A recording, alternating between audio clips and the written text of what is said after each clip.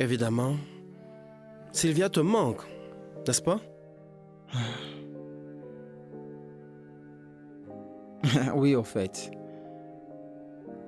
Nous avons eu de bonnes années et des bons moments. Ouais, je m'en doutais. Cependant, Sylvia était un désastre quand il s'agissait des finances. Au début, j'avais l'habitude de lui donner une partie de mon salaire pour la maison. Et elle était heureuse et excitée à ce sujet et m'a demandé si tout cela était à elle et j'ai dit oui. Mais elle ne disait jamais comment utiliser cet argent. Et il y avait toujours des manquants. Eh bien, n'as-tu jamais eu le temps de lui demander comment elle utilisait l'argent? Il n'y avait jamais d'explication à cela. Alors je devais prendre des mesures. Chaque fois qu'elle devait aller faire des achats, elle me demandait de l'argent. C'était gênant mais nécessaire. Tu sais mon ami, les femmes ne peuvent pas gérer les finances. Es-tu sérieux, Georges? Et maintenant, tu es en charge. Et presque en faillite.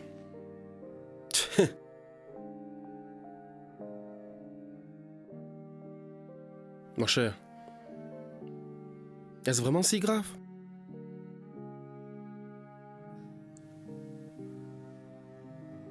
Ça l'est. Ok, outre cela, Sylvie était une bonne épouse et j'étais sincèrement amoureux d'elle. Bien que notre relation a eu des moments très ennuyeux. Tu sais, ses parents ont essayé de m'appeler plusieurs fois et ils veulent vraiment nous réconcilier. Et toi? Qu'en penses-tu de cela? Je pense pas qu'elle soit intéressée. L'as-tu même appelé? Tu as besoin d'aller voir tes enfants, n'est-ce pas? Je l'ai fait.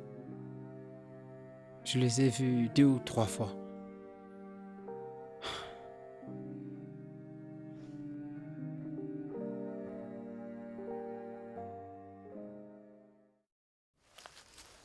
Oh, salut papa. Salut. Oui, je fais ce que je pouvais. Je leur ai parlé et ils ont accepté leurs responsabilités. Ils prendront soin de toi et des enfants. Personne ne dormira affamé. Mais qu'en est-il des choses dont nous avons parlé? Ils viendront à la fin de la semaine prochaine pour vous chercher. Déjà? J'ai autre chose à faire, quelque chose à organiser. Je vais appeler. Mais papa, et à propos de ma santé, et à mon sujet comme chrétienne, forcée dans un mariage polygamique. Papa! Papa!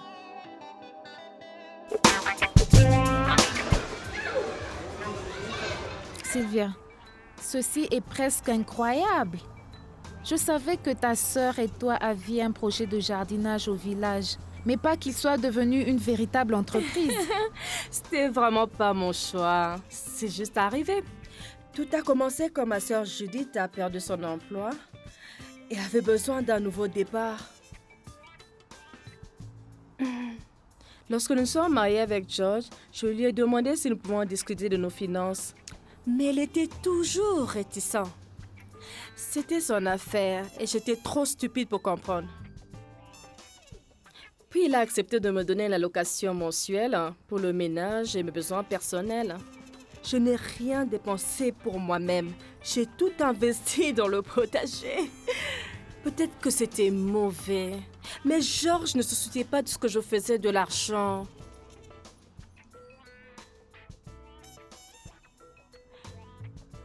Il ne s'est jamais soucié de ce que je faisais de l'argent. Il ne s'est jamais intéressé de ce que je faisais. J'ai senti que c'était dans mes droits. À un certain point, je pensais que Georges avait des soupçons. Il a arrêté de me donner de l'argent pour m'occuper des affaires ménagères. Mais à cette époque, mon projet était déjà avancé. Je n'avais plus besoin d'argent à y investir. Et maintenant, tu as des clients en ville. Génial! Est-ce que Est-ce que tu vois souvent Georges? Abdo le voit. Il m'a dit que c'est fini entre Georges et l'autre femme. Les choses ne sont pas bien. Que veux-tu dire? Tu sais,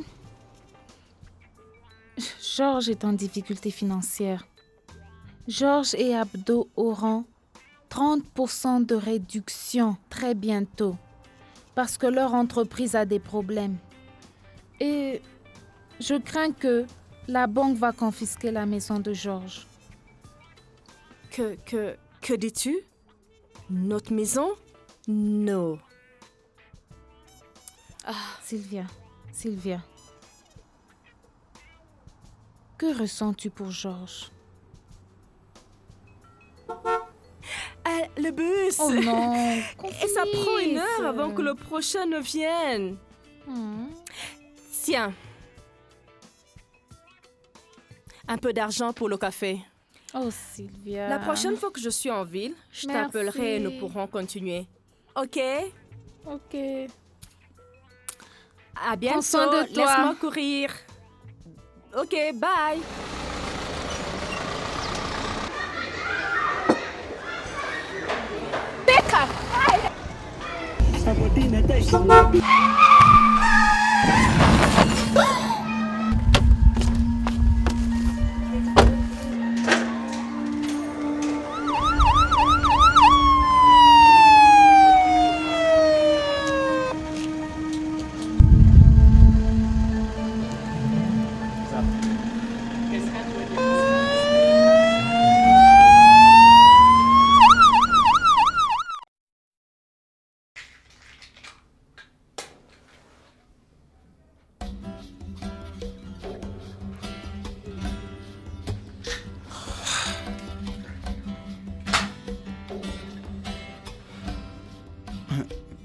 Tu sais, j'aimerais me payer une nouvelle cuisinière, mais j'ai pas d'argent. Mais tu sais très bien, tu peux pas t'en sortir sans arrêt chaud.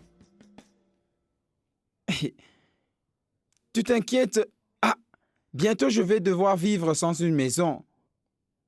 J'ai été appelé par la banque aujourd'hui. Quoi? T'es sérieux? Très sérieux. Et je ne sais quoi faire. Tu sais quoi?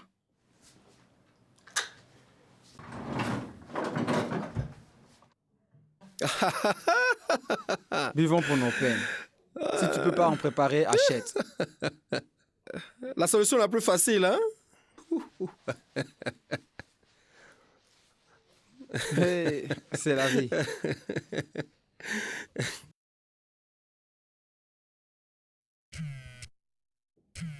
Et dire que nous rêvions d'un avenir ensemble.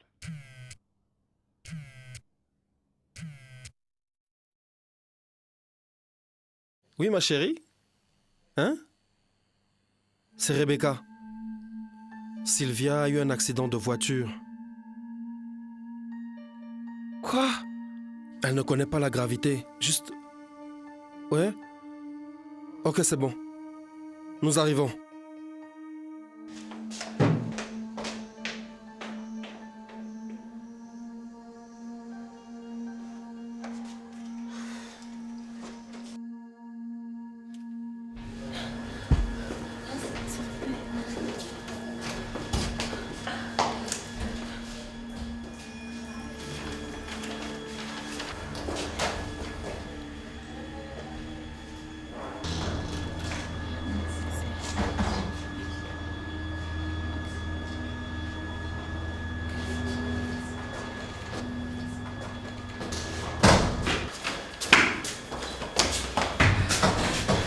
Qu'est-il arrivé?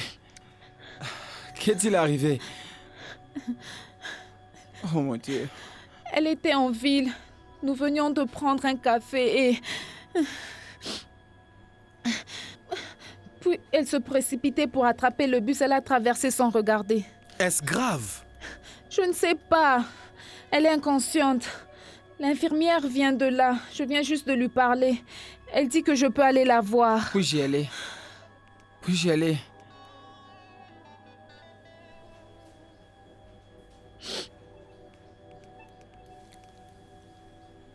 Je pense que ces deux ont à se parler.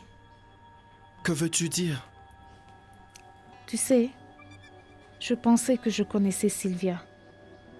Elle n'est pas restée inoccupée. Si elle veut, elle peut même sauver leur foyer. Attends, Sylvia. Tu parles en parabole. Voyons voir. Écoute, je me rappelle de quelque chose. Qu'est-ce que c'est? Tu te plains tellement de ton vieux réchaud. Je pense qu'on devrait en acheter un nouveau, dès que nous avons l'argent pour cela. Comment penses-tu à cela? Maintenant? Tu vois, quand tu as appelé, j'étais chez Georges. Et son réchaud est aussi en panne. Oh, donc il a fallu 2 hommes pour discuter d'un réchaud pour que tu te décides? Hey, les hommes, ils ne changent pas, Écoute, n'est-ce pas? au moins j'ai... Non. Attends. Hé, comment est-elle?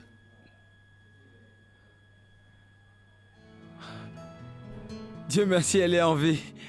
Elle était heureuse de me voir.